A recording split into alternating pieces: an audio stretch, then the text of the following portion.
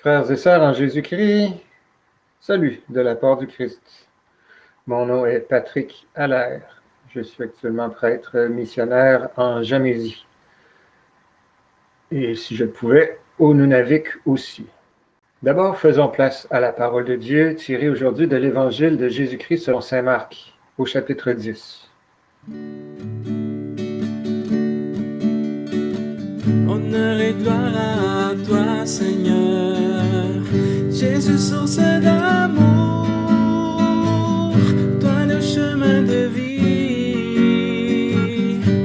le roi de la paix, Jésus, Jésus, Jésus. Pierre se mit à dire à Jésus, « Voici que nous avons tout quitté pour te suivre. » Jésus déclara, « Amen, je vous le dis, nul n'aura quitté, à cause de moi et de l'Évangile, une maison, des frères, des sœurs, une mère, un père, des enfants ou une terre, sans qu'il reçoive en ce temps déjà le centuple. Mère, frères, sœurs, maison, enfants et terre, avec des persécutions et, dans le monde à venir, la vie éternelle. Beaucoup de premiers seront derniers, et les derniers seront les premiers. » Honneur et gloire à toi, Seigneur, Jésus, parole de vie, toi lumière dans ma vie, la joie dans mon cœur, Jésus, Jésus, Jésus. Plusieurs ont tendance à s'attarder à cette parole de Dieu dans cette petite phrase où Jésus dit qu'en ce temps déjà, on reçoit au centuple avec des persécutions. Les gens ont tellement peur des persécutions. Mais aujourd'hui, je préfère m'attarder à la première phrase de Jésus ou de Pierre qui lui répond, à qui Jésus répond. Voici que nous avons tout quitté pour te suivre. Vous m'aimerez pas, mais je suis obligé de poser la question. Qu'avez-vous quitté au cours des 5 dernières années, disons? Qu'avez-vous quitté au nom de Jésus-Christ? Le pape François, que tout le monde aime bien, il parle bien, il est gentil, il est beau, il est fin, nous interpelle depuis plusieurs années déjà. Cette semaine, le rapport du GIEC sortira.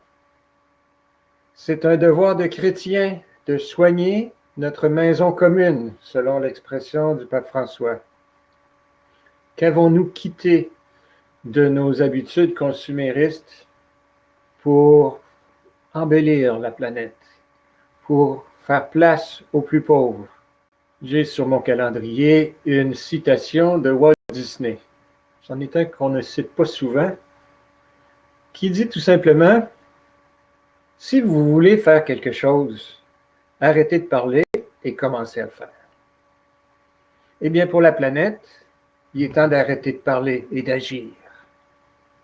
Combien d'entre nous avons 2 voitures, alors qu'une seule pourrait très bien suffire?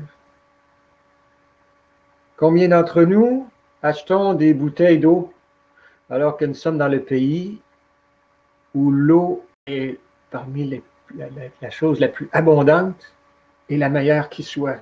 Les normes municipales obligent à fournir une eau potable. Il n'y a aucune raison de ne pas boire l'eau du robinet. Qu'avons-nous quitté depuis 5 ans? Vous allez me dire, « Ah ouais, mais il y a la pandémie. » La pandémie a le dos large un petit peu pour un prétexte, pour prétexter de ne pas éliminer les sacs à usage unique, par exemple. On a repoussé la date. Pour ne pas faire la consigne des bouteilles, on a repoussé la date. Non, c'est un prétexte. La pandémie, c'est là pour rester. Peut-être pas dans l'état actuel, mais il faut apprendre à vivre avec. Comme on le fait en 1920 avec la grippe espagnole. On a appris à vivre avec la grippe espagnole. Est-ce qu'on a remis à plus tard les projets qui mettaient en péril notre maison commune? notre maison commune à toute l'humanité. Quand Pierre dit « Nous avons tout quitté pour te suivre », avons-nous quitté quelque chose pour suivre Jésus? Avons-nous quitté quoi que ce soit? Depuis des années, j'entretiens le site qui s'appelle cartefoi.net. Et à travers ce site, j'ai eu plusieurs interpellations, des gens qui se sont convertis. Il y en a un qui m'a particulièrement touché. C'est un homme du Maghreb, je ne me rappelle pas de quel pays. Puis il était tellement tiraillé. Il est né musulman, tous ses amis étaient musulmans, sa famille était musulmane. Puis il a dit non, ça ne marche pas. C'est en Jésus-Christ. Puis un jour, il m'a écrit, là, il faut que je choisisse. Si je choisis Jésus-Christ, je serai renié par ma famille, je serai banni de tous mes amis. Alors, j'ai prié avec lui, des semaines, des mois, et un jour, il m'a dit, je suis allé à l'église, je me suis converti, et tout ce qui s'était annoncé s'est produit. J'ai perdu mes amis, ma famille m'a renié, et voilà que j'ai la plus belle famille au monde. Je crois que cet homme a tout quitté pour suivre Jésus. C'est pas une histoire des années 300, alors qu'on était dans l'Empire romain. C'est une histoire des années 2000, 2010, disons. C'est encore possible. Demain commenceront le carême, mercredi des cendres. Le carême est un temps de conversion. Si à la première question tout à l'heure, qu'est-ce que nous avons quitté au cours des 5 dernières années, vous avez répondu ou honnêtement, vous avez simplement répondu rien. La période de carême est une période de conversion qui nous permet de remettre en question notre vie. Je vous invite à la prendre à pleine main cette période de carême cette année pour vivre une vraie conversion. Dans la célébration du mercredi des cendres, nous disons « Tu es poussière et tu retourneras la poussière ». Prenons donc conscience et de notre fragilité et surtout, en ce temps de crise, de la fragilité de notre vaisseau commun.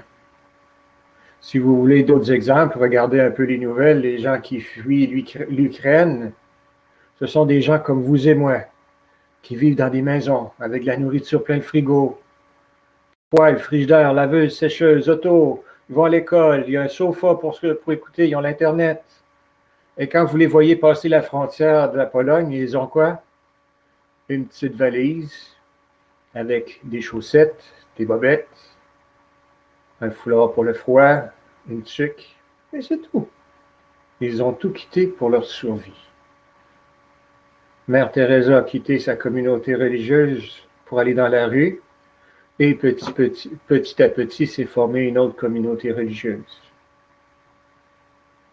Ce sont des exemples d'aujourd'hui.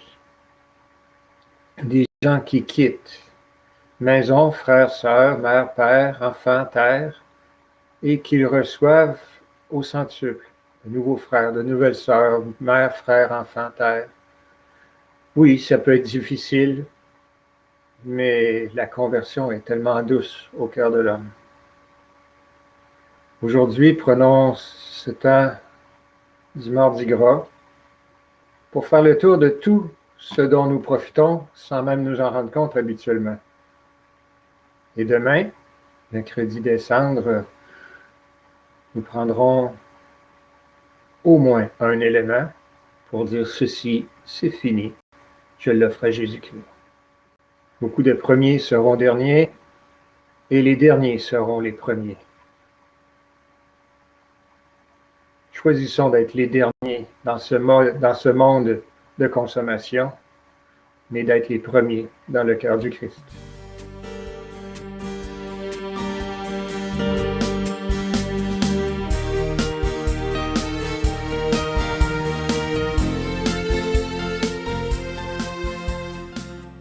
Seigneur, apprends-nous à tout remettre entre tes mains, à commencer par notre capacité à prier. Puissions-nous, selon ton commandement, prier avec les mots mêmes que tu nous as laissés. Atatavut krilami tutit ate tismagi artoli.